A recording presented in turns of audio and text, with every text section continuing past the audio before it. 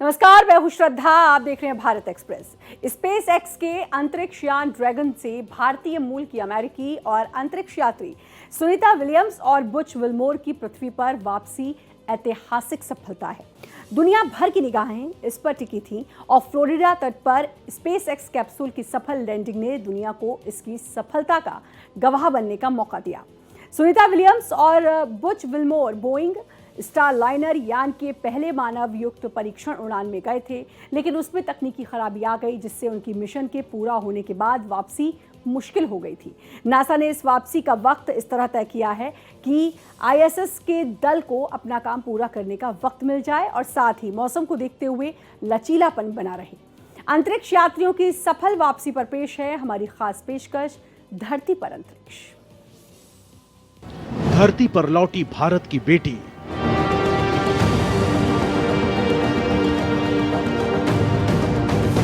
अंतरिक्ष में बढ़ाई नासा की शान।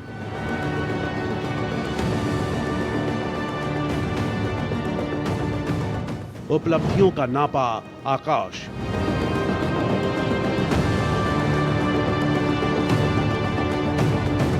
सुनीता विलियम्स ने दिखाया दम।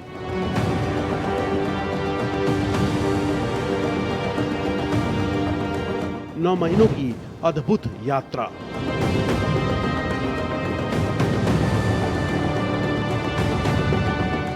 दुनिया के लिए ऐतिहासिक क्षण।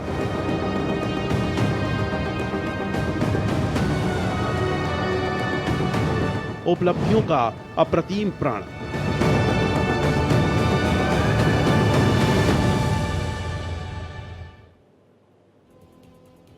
नासा के अंतरिक्ष यात्री सुनीता विलियम्स और बुच विल्मोर 8 दिन के लिए इंटरनेशनल स्पेस स्टेशन आईएसएस पर गए थे। इस मिशन का मकसद स्पेसक्राफ्ट की अंतरिक्ष यात्रियों को स्पेस स्टेशन तक ले जाकर वापस लाने की क्षमता साबित करना था, लेकिन यान में खराबी के कारण ये अटक गई और उन्हें 9 महीने तक अंतरिक्ष में रहना पड़ा। लंबे वक्त तक अंतरिक्ष में रहने के कारण उनको होने वाली दिक्कतों को ध्यान में रखते हुए उनके लिए खास प्रोटोकॉल बनाया गया। धरती पर वापसी के बाद अंतरिक्ष यात्रियों को नासा के ह्यूस्टन स्थित जॉनसन स्पेस सेंटर लाया गया।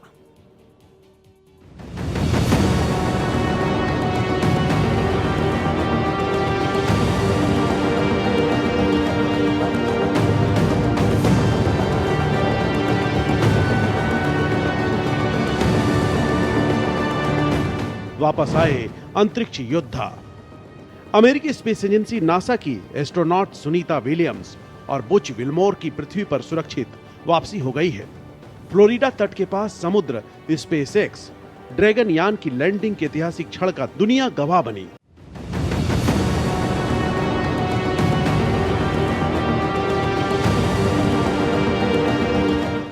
अंतरिक्ष यात्रियों की वापसी पर दुनिया की नजरें टिकी थी। अंतरिक्ष के योद्धाओं का धरती पर जोरदार तरीके से स्वागत करने के लिए दुनिया पलक पावड़ी बिछाए हुए थी। अंतरिक्ष में लंबे समय तक रहने से धरती पर लौटने पर अंतरिक्ष यात्रियों को गुरुत्वाकर्षण के अनुकूल होने में समय लगता है, जिससे उन्हें चलने में दिक्कत हो सकती है। लिहाजा कैप्सूल को खोलने के बाद एस्ट्रोनॉट्स को स्ट्रेचर पर लाया गया।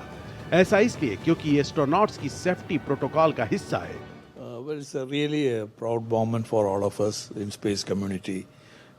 The safe landing of the crew from the space station, including Miss Sunita Williams. They have very safely splashed down at Pacific Ocean, and since then have been picked up by the naval ship and undergoing the various process of medical examination and so on. It's actually a successful completion of a rescue operation. दरअसल धरती पर gravity हमारे शरीर को control में रखती है, लेकिन स्पेस में ऐसा नहीं होता। स्पेस में महीनों बिताने के बाद एस्ट्रोनॉट्स अचानक चल नहीं सकते। उनके शरीर में कई बदलाव भी हो जाते हैं, जिससे बैलेंस और मसल्स पर असर पड़ता है। ग्रेविटी की कमी से संतुलन बनाए रखने वाला सिस्टम कमजोर पड़ जाता है। जब एस्ट्रोनॉट्स स्पेस से लौटते हैं तो उनका शरीर फिर से ग्रेविटी को महसूस करने की कोशिश करता है। इससे उन्हें चक्कर आना, कमजोरी और स्पेस मोशन सीकनेस जैसी समस्याएं हो सकती हैं। हालांकि एस्ट्रोनॉट मांसपेशियों और हड्डियों को मजबूत बनाए रखने के लिए एक्सरसाइज भी करते हैं, लेकिन फिर भी मसल्स और बोन लॉस होता ही है। धरती पर अपनी वापसी तक सुनीता विलियम्स अंतरिक्ष में कुल 286 दिनों तक रहने का रिकॉर्ड बना चुकी हैं। इस मामले में पहले पायदान पर क्रिस्टीना कोच हैं, जो 328 दिनों तक अंतरिक्ष में रही थी। पिक्की विस्टन 289 दिनों के साथ दूसरी पायदान पर हैं। सुनीता विलियम्स एक यात्रा में तीसरी सबसे ज्यादा दिनों तक ISS पर बिताने वाली महिला वैज्ञानिक भी बन गई हैं। सुनीता विलियम्स ने अब तक 9 बार स्पेस वॉक किया है।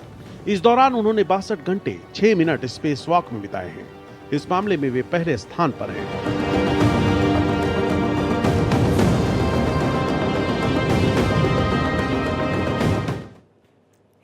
अंतरिक्ष के योद्धाओं की घर वापसी में देरी की 2 वजह हैं। पहली ये, क्रू 10 के लिए स्पेसएक्स के 5वें स्पेसक्राफ्ट का इस्तेमाल किया जाना था, लेकिन मैन्युफैक्चरिंग में देरी की वजह से नासा ने क्रू 10 मिशन को फरवरी से मार्च के अंत तक टाल दिया।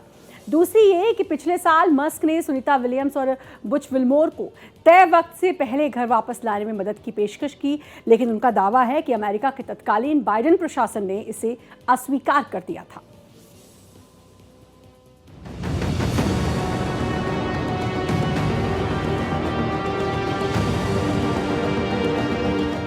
वापसी में क्यों हुई देरी? 5 जून 2024 को रात 8:22 पर एटलस V रॉकेट के जरिए बोइंग का स्टारलाइनर स्पेसक्राफ्ट लॉन्च हुआ था। ये 6 जून को रात 11:03 पर स्पेस सेंटर पहुंचा था। इसे रात 9:45 पर पहुंचना था, लेकिन रिएक्शन कंट्रोल थ्रस्टर में परेशानी आ गई थी। सुनीता विलियम्स और बुच विल्मोर बोइंग और नासा के 8 दिनों के joint crew flight test mission पर गए थे। 8 दिनों के लिए स्पेस गई सुनीता पिछले 9 महीने से वहीं फंसी थीं।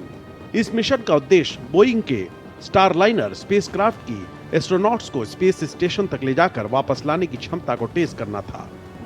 स्टारलाइनर के स्पेसक्राफ्ट को मैन्युअली उड़ाते समय 28 रिएक्शन कंट्रोल थ्रस्टरों में से 5 फेल हो गए थे। 25 दिनों में स्पेसक्राफ्ट में 5 हीलियम लीकेज भी हुई। हीलियम प्रोपेलेंट को थ्रस्टरों तक पहुंचाने में मदद करते हैं, लेकिन इनमें लीकेज हो गई। इसलिए स्पेसक्राफ्ट की वापसी के समय अंतरिक्ष यात्रियों की जान को खतरा महसूस हुआ, तो नासा ने फैसला लिया कि स्टारलाइनर स्पेसक्राफ्ट सुनीता विलियम्स और बुच विल्मोर को वापस लाने के लिए सुरक्षित नहीं है।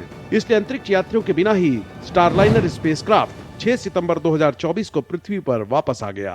स्पेसएक्स के पास अभी 4 ड्रैगन स्पेसक्राफ्ट हैं: एंडेवर, रेजिलियंस, एंड्योरेंस और फ्रीडम।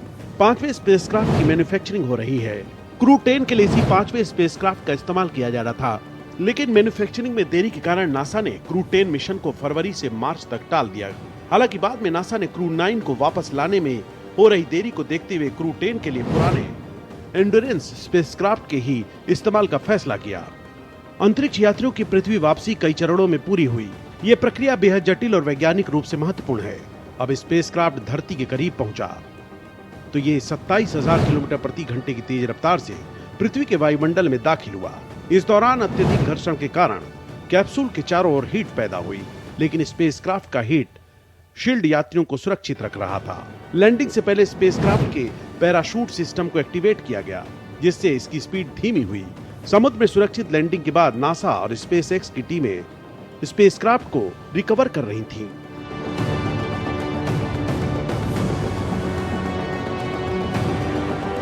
इस मिशन में एलन मस्क की कंपनी स्पेसएक्स के स्पेसक्राफ्ट ड्रैगन कैप्सूल का अहम योगदान है। स्पेसएक्स का ड्रैगन कैप्सूल एक खास तरह का अंतरिक्ष यान है, जिसमें 7 एस्ट्रोनॉट्स को पृथ्वी के ऑर्बिट और अंतरिक्ष में भेजा जा सकता है। स्पेसएक्स ये दुनिया का एकमात्र स्पेसक्राफ्ट है जो धरती से अंतरिक्ष में आने जाने वाले कार्गो की तरह काम करता है।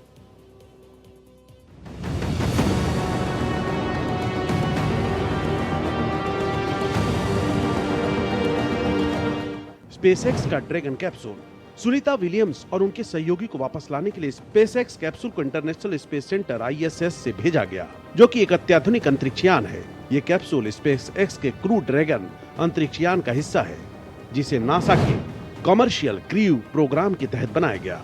इसका मकसद अंतरिक्ष यात्रियों को पृथ्वी से ISS तक ले जाना और वापस लाना है।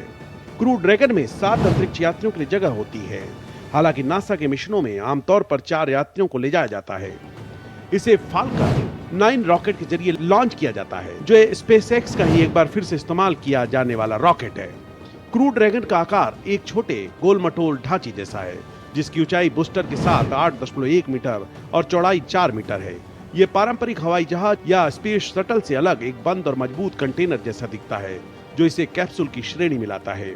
ड्रैगन कैप्सूल में एक लॉन्च अबॉर्ट सिस्टम LAS लगा हुआ है, जो उड़ान के दौरान किसी भी गड़बड़ी की स्थिति में क्रू को रॉकेट से अलग कर देता है। LSS में 8 सुपर ड्रैको इंजन लगे हैं। इसमें हीट से बचाने के लिए थर्मल प्रोटेक्शन सिस्टम TPS लगा है। जब कैप्सूल वायुमंडल में री एंट्री करता है तो पैदा होने वाली तेज गर्मी से ये हीट शील्ड कैप्सूल बचाती है। ड्रैगन कैप्सूल नेविगेशन और ISS से डॉकिंग के जरिए GPS कैमरे और लिडार सेंसर का इस्तेमाल कर खुद को ऑपरेट कर सकता है। एस्ट्रोनॉट इसे टच स्क्रीन के जरिए मैनुअल मोड पर भी स्विच कर सकते हैं।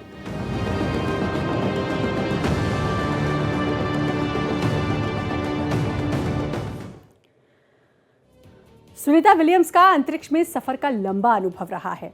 सुनीता विलियम्स के साथ ऐसा पहली बार नहीं हुआ जब उनकी अंतरिक्ष से वापसी अटकी। मजबूत इच्छा शक्ति वाली सुनीता विलियम्स अंतरिक्ष में कई कीर्तिमान स्थापित कर चुकी हैं। अब तक की सबसे लंबी स्पेस वॉक करने का रिकॉर्ड उन्होंने अपने नाम कर लिया। नासा के अनुसार उन्होंने 62 घंटे और 6 मिनट तक अंतरिक्ष में स्पेस वॉक की। इससे वो किसी भी महिला अंतरिक्ष यात्री द्वारा किए गए कुल स्पेस वॉक के समय के मामले में सबसे ऊंचे स्थान पर है। उनका नाम नासा की ऑल टाइम लिस्ट में चौथी स्थान पर दर्ज किया जा चुका है।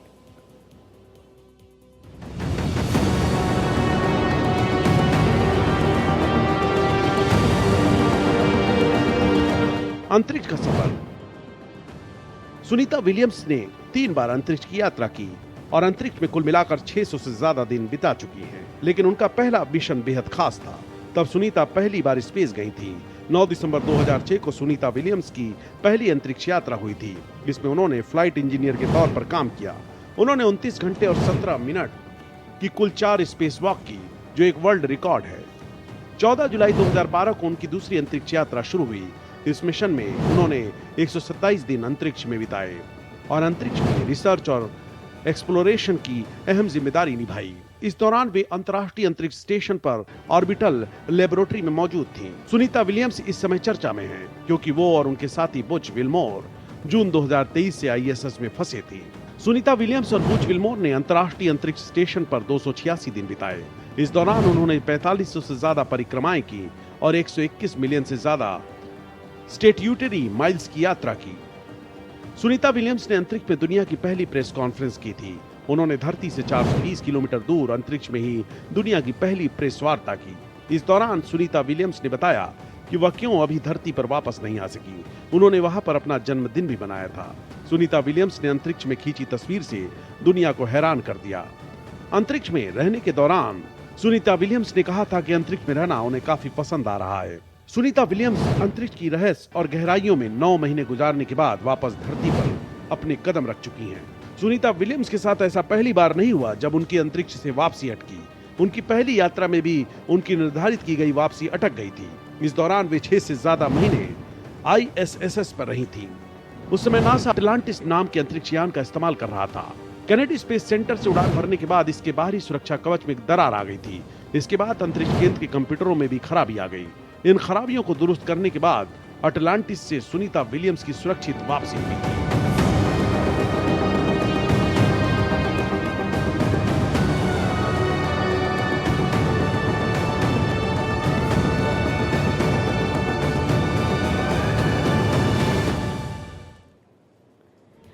नासा ने सुनीता विलियम्स को लाने के लिए स्पेसएक्स के ड्रैगन क्रू कैप्सूल को चुना। ये कैप्सूल बनने के बाद से अब तक 39 बार लॉन्च हो चुका है। ड्रैगन कैप्सूल ने 44 बार इंटरनेशनल स्पेस स्टेशन की यात्रा की है और 29 बार रीफ्लाइट हुई है। नासा के अंतरिक्ष यात्रियों की धरती पर सकुशल वापसी एक बड़ी कामयाबी है। धरती पर अंतरिक्ष हमारे इस खास पेशकश में फिलहाल इतना ही। बाकी देश दुनिया की खबरों के लिए लगातार बने रहिए भारत एक्सप्रेस के साथ।